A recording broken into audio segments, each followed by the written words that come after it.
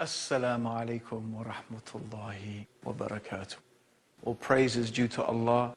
We praise Him, we seek His help, and we ask for His forgiveness. We take refuge with Allah from the evil of ourselves and from the evil consequence of our evil actions. I'm Abdurrahim Green, and you're joining me for the proof that Islam is the truth.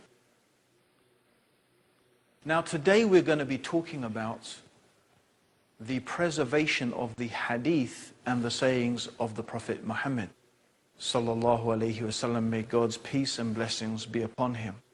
And in the last episode we talked about the remarkable oral transmission and memorization of the Quran, how children as young as 7 years old, even younger than that, have memorized the entire Quran. And by the way, some of them don't even speak Arabic. There's no book in the world like that. But the Quran is not the only source of guidance for Muslims. We also need the Sunnah and the living example of the Prophet Muhammad in order to fully comprehend and understand the religion of Islam. And we're going to examine today how the scholars of Islam have painstakingly preserved and authenticated the sayings of the Prophet Muhammad. So that's our task today, to talk about that. Just to remind ourselves about the ancient times when the Prophet Muhammad sallallahu alaihi wasallam and his companions were living. As Michael Zwelter, he notes that in ancient times when writing was scarcely used, memory and oral transmission was exercised and strengthened to a degree now almost known.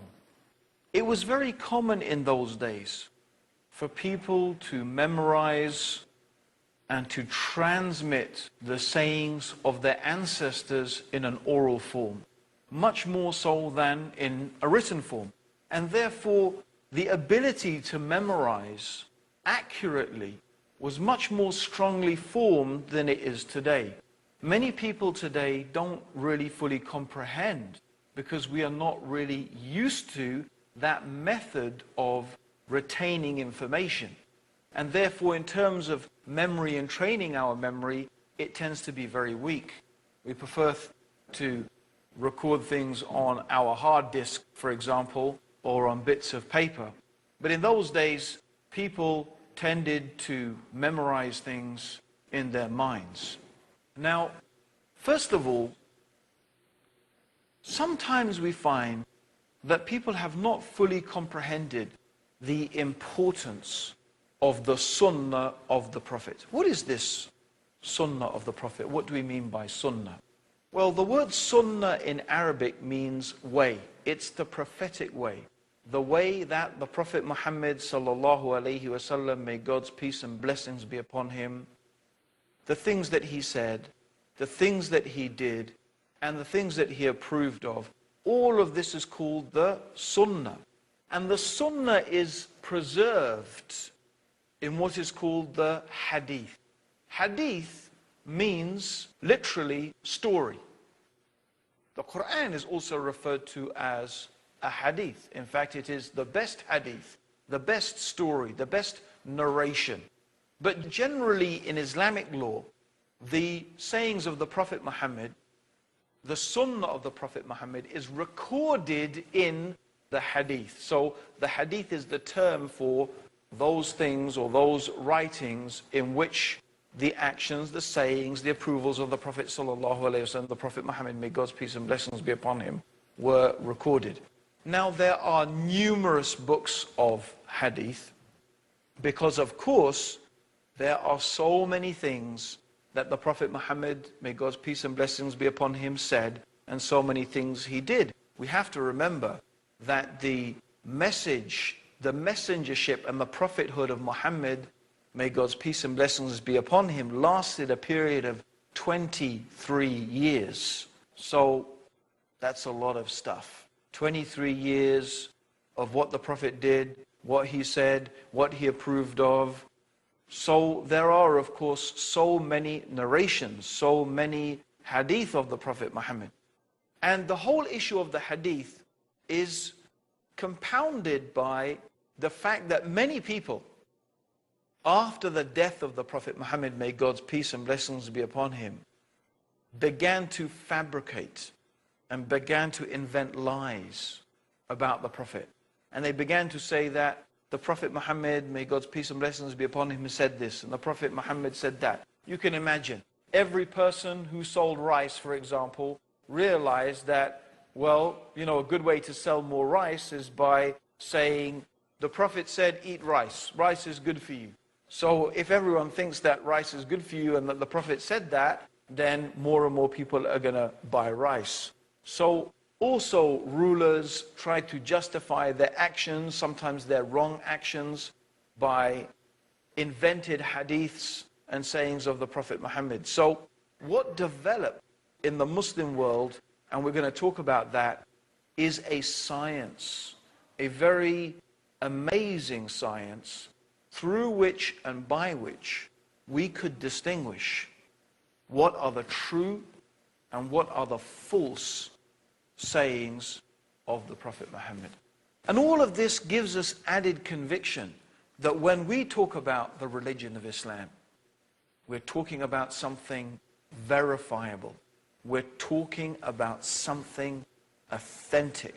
We're talking about something about which we have a scientific, verifiable process through which and by which we can know what the Prophet Muhammad said and what he didn't say. By the way, people were able to do this with the hadith or the sayings of the Prophet Muhammad in a way that they were never able to do with the Quran. First of all, the Quran was memorized in its entirety by thousands of Muslims from the earliest days of Islam. Also, in terms of its text, as we have already mentioned, it was compiled and collected and collated from the earliest days of Islam. So, if anyone wanted to make a different interpretation of Islam, if any deviant sect or group or ruler or individual wanted to justify something by the Quran, they were never able to invent a new verse or introduce a new ayah or verse of the Quran. It was impossible to do that because the text of the Quran had been established from the very earliest days of Muslim history, and it was agreed upon unanimously by everybody. This was not the case with the hadith or the sayings of the Prophet. And we can say, actually, it is true until today, we still have numerous books of the hadith of the Prophet. And we do not have any single book where all of the authentic hadith of the Prophet have been compiled in one place. We do have a collection of hadith that is rigorously and highly authenticated, and it is considered to be the most authentic textual reference in the religion of Islam after the Quran, and that is known as Sahih al-Bukhari. Sahih means good, sound, authentic. And al-Bukhari is the name of the imam or the scholar who collected these various traditions and sayings of the Prophet Muhammad, may God's peace and blessings be upon him. The next most authentic collection of prophetic traditions after Sahih al-Bukhari is Sahih Muslim. Again, that means the authentic and sound collection, but this time it was a collection that was compiled by Imam Muslim. He was also a very great scholar. The Quran says many times, Ya ayyuhalladhina amanu atiyu Allah wa atiyu Rasul, which means, O you who believe, obey Allah and obey the Messenger. And we're going to talk a little bit more about that after the break. So don't go away. Join us for the preservation of the sayings of the Prophet in our series, The Proof That Islam is the Truth. Assalamu alaikum.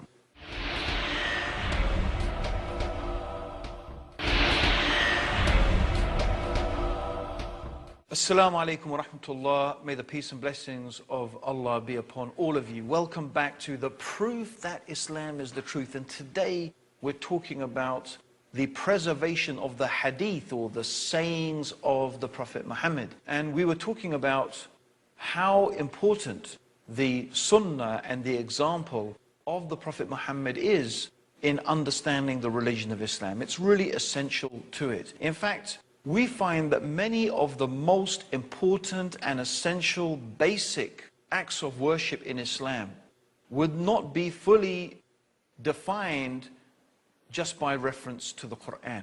For example, let's take the 5 daily prayers. If you wanted to know how to pray 5 times every day, what are the times of the prayers? How should we say the prayers? How many units are there for each particular prayer? What do we say in each position in the prayer? What are the positions? What are the orders of the positions in the prayer? These things are not mentioned in the Quran. The only way that we know about these things is through the preservation of the example of the Prophet Muhammad. May Allah's peace and blessings be upon him. So the Prophet Muhammad, may God's peace and blessings be upon him, said, "Pray as you have seen me pray." So Muslims, therefore, are trying to emulate and follow the example of the Prophet. The Quran says, "Aqimus salah," establish the ritual prayer, but the details of it is not given in the Quran. Similarly, there are many things in the Quran that we would not be able to understand it unless the life story, the life history of the Prophet Muhammad, may God's peace and blessings be upon him, had been preserved. For example, the 80th surah of the Quran, in the very first ayah, it says, "Abasa wa tawalla," which means he frowned and turned away. Who frowned? Who turned away from who? What is this talking about? Unless we know the seerah and the life history of the Prophet Muhammad, may God's peace and blessings be upon him, we will be clueless about what this is actually referring to. And I'm only giving one of many, many examples in the Quran. In fact, the Quran itself stresses the importance of referring to the Prophet Muhammad, may God's peace and blessings be upon him, many, many times. Indeed, in one particular verse, Allah swears by himself.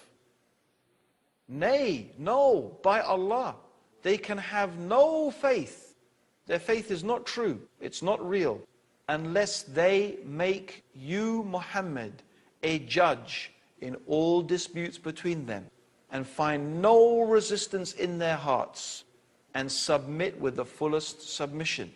In this verse, Allah is making it very clear that if a person is truly a believer in Allah and a believer in the last day, they will make the Prophet Muhammad, may God's peace and blessings be upon him, a judge in their disputes, and they will be happy with his decisions. Also, Allah subhanahu wa ta'ala tells us in the Quran that whatever the Prophet gives you, you must take it. Whatever the Prophet orders you to leave, you must leave it. The Quran tells us that the Prophet Muhammad, may God's peace and blessings be upon him, did not speak from his own desires. It is nothing except a revelation that has been revealed. So these references in the Quran make it absolutely clear that the Sunnah, the example of the Prophet Muhammad, is an intrinsic part of understanding the religion of Islam. Now let's look at some of the ways in which the Sunnah of the Prophet Muhammad has been preserved. First of all, the Sunnah, or the example of the Prophet, is a very practical thing. Let's remember this.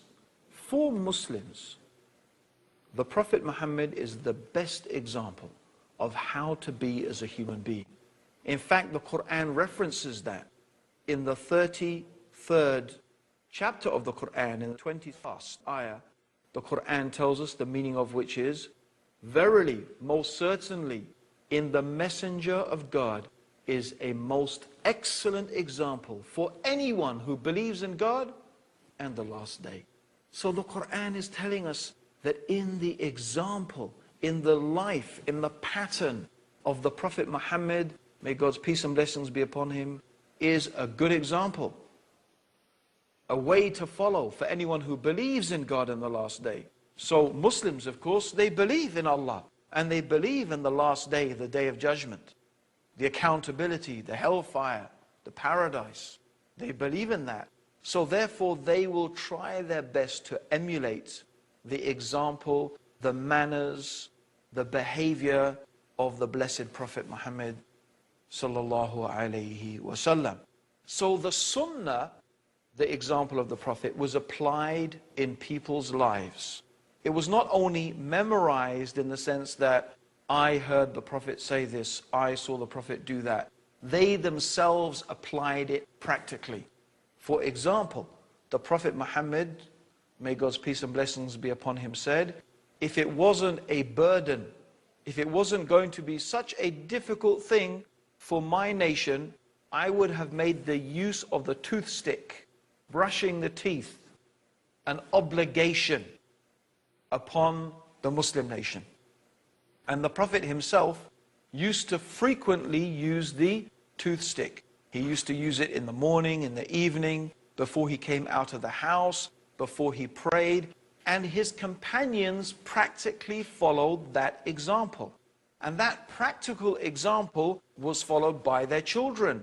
And that was followed by their children.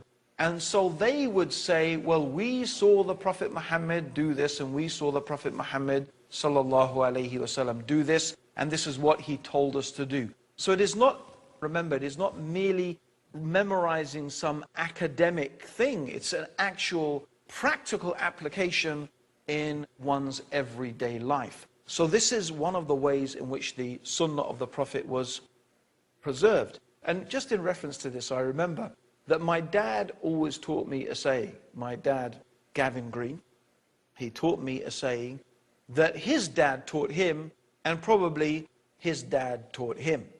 And that was a little phrase he uses, R-A-U. R-A-U is an acronym for return after use. Meaning when you have used something, make sure you put it back where you found it in the first place, return after use. So actually what we find is here is a chain of transmission. I learnt from my father, Gavin Green, who learnt from his father. So actually this chain stretches back over 100 years. If you count, my father is 86, and you count it back to his dad, that is really nearly 70, 80 years. That's quite a long time. And if I inculcate my children with the same thing and then they narrate it to their children, this is what we call a chain of transmission. This has a special term in Islamic terminology. It's called the isnad.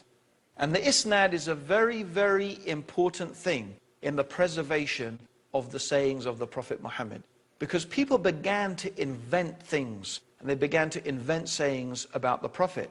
So some of the companions, they said, okay, we will not accept anymore anyone coming along and saying, I heard the Prophet say this, I heard the Prophet said that. No, we want to know which companion of the Prophet Muhammad did you hear this from? And then they would go and check from this companion. Did you say this? Did you hear the Prophet Muhammad sallallahu alaihi wasallam say that?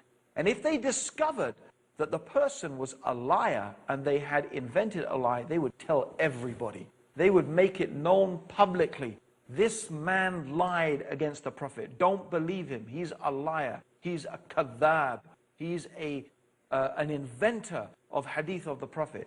And one of the most strong hadith of the Prophet that is through a mutawatir transmission, and we mentioned what mutawatir is previously, is that whoever lies about me intentionally, let them put their seat in the hellfire.